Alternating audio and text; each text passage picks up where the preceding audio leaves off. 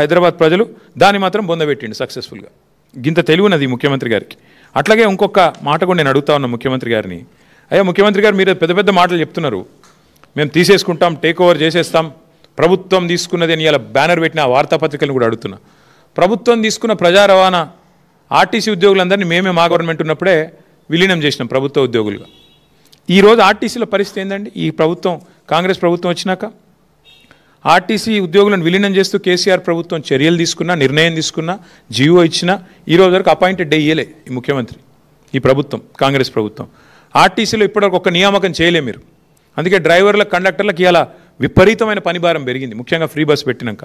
ఒక్కొక్కరు 12 గంటల నుంచి 16 గంటలు పనిచేస్తున్నారు నాన్ స్టాప్గా ఆర్టీసీలో.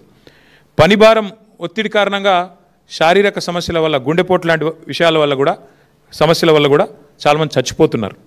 చిన్న చిన్న కారణాలకు గత 20 నెలల కాలంలో 600 మందిని ఉద్యోగాల నుంచి తొలగించినారు. వాళ్ళు పాపం లేబర్ కోర్టుల చుట్టూ తిరుగుతున్నారు.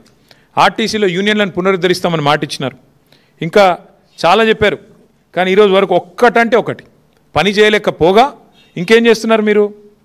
ఎలక్ట్రిక్ బస్సులు కూడా ఆర్టీసీకి ఇస్తలేరు, ప్రైవేటైజేషన్ చెప్పి ఇవాళ ఇచ్చేస్తూ ఉన్నారు. ప్రైవేట్ వ్యక్తులకు ఇచ్చి డ్రైవర్, కండక్టర్, మెకానిక్ సిబ్బందిని తీసేసే ప్రయత్నం చేస్తూ ఉన్నారు. ఉన్న ఆర్టీసీనే ఫినిష్ చేసే ప్రయత్నం చేస్తున్నారు.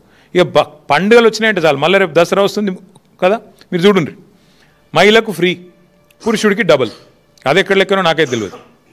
మరి పండుగలకు ఎవరైనా గిఫ్ట్లు ఇస్తారు? రేవంత్ రెడ్డి గారు ఇట్లాంటి గిఫ్ట్, రిటర్న్ గిఫ్ట్ ఇస్తున్నాడు. ఏంటిది?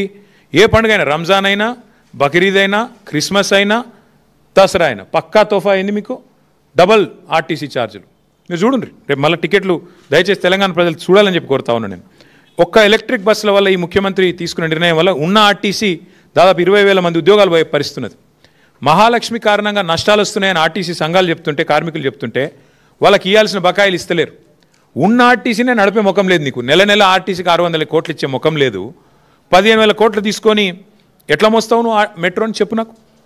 ప్రజలకు కనీసం సమాధానం ఇవ్వండి. నేను ఇంకొక మాట కూడా మిమ్మల్ని అడుగుతా ఉన్నా దయచేసి.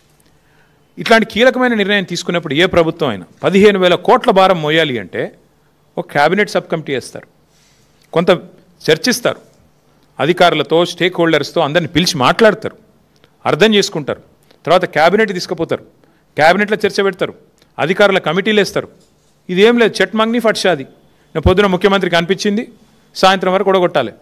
జూబ్లీహిల్స్ ప్యాలెస్లో కలవడ్డది, అర్ధరాత్రి తెల్లవరకు ఒడిచిపోవాలి. అంతేనా? ఇక చెట్ మంగ్ని ఫట్షాది అంటే ఏం ఆలోచన లేదు, పాడు లేదు. నేను అడుగుతున్నా ముఖ్యమంత్రి గారిని, 15,000 కోట్ల రూపాయలు అప్పు ఎవరు కడతారు? నువ్వు ఎట్లా